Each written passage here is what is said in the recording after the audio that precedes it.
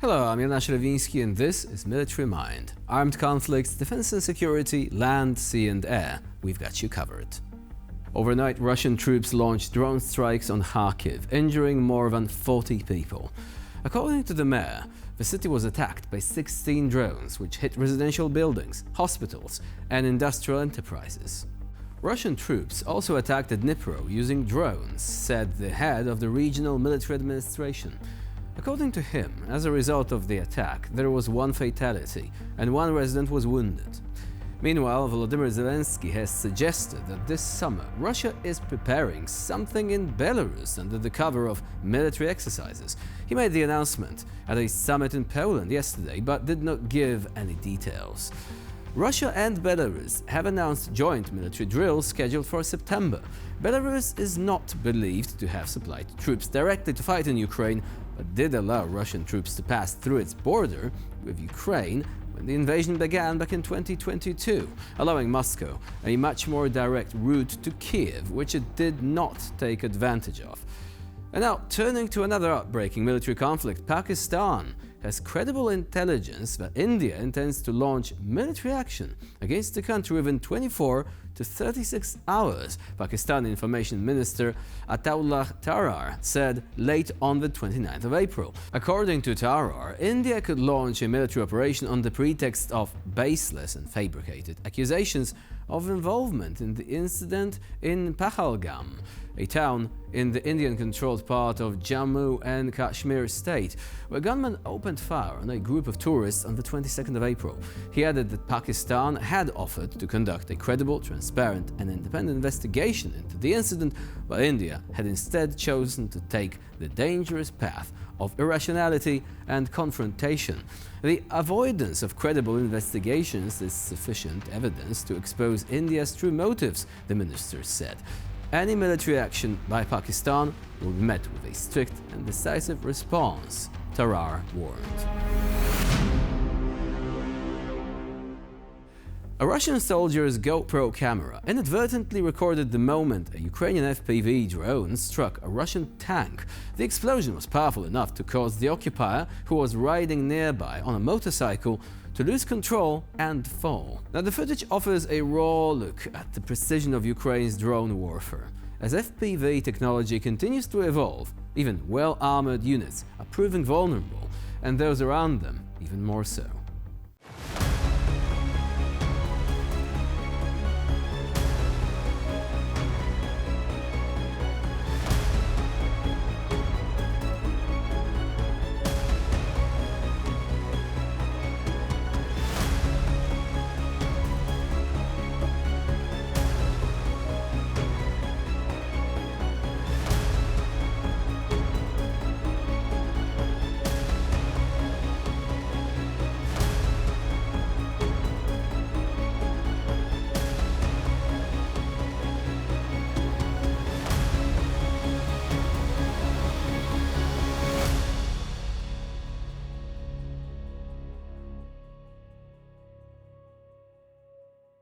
Operators of the Luhansk Assault UAV Regiment, part of the National Police's Lutsk Brigade, delivered a devastating blow to Russian positions in what they described as an explosive concert.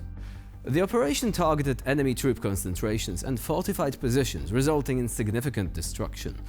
Drone strikes led to the elimination of multiple Russian soldiers, with reports of severe injuries and dismemberment among the occupying forces. This shows Ukraine's continued strategy of precise, high-impact strikes aimed at disrupting enemy logistics and morale.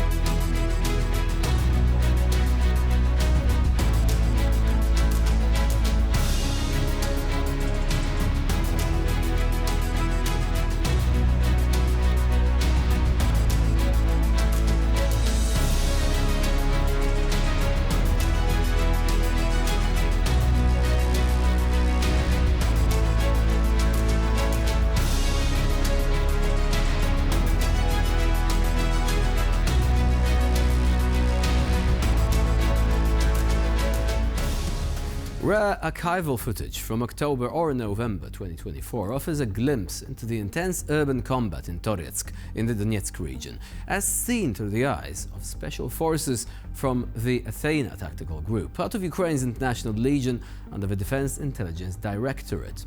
Operating in narrow streets and damaged buildings, the fighters engaged Russian forces at close quarters, navigating a treacherous urban battlefield littered with debris, booby traps, and hidden threats. The footage highlights the challenges of room-to-room fighting, the coordination between infantry and drone support, and the determination of the international volunteers defending the city.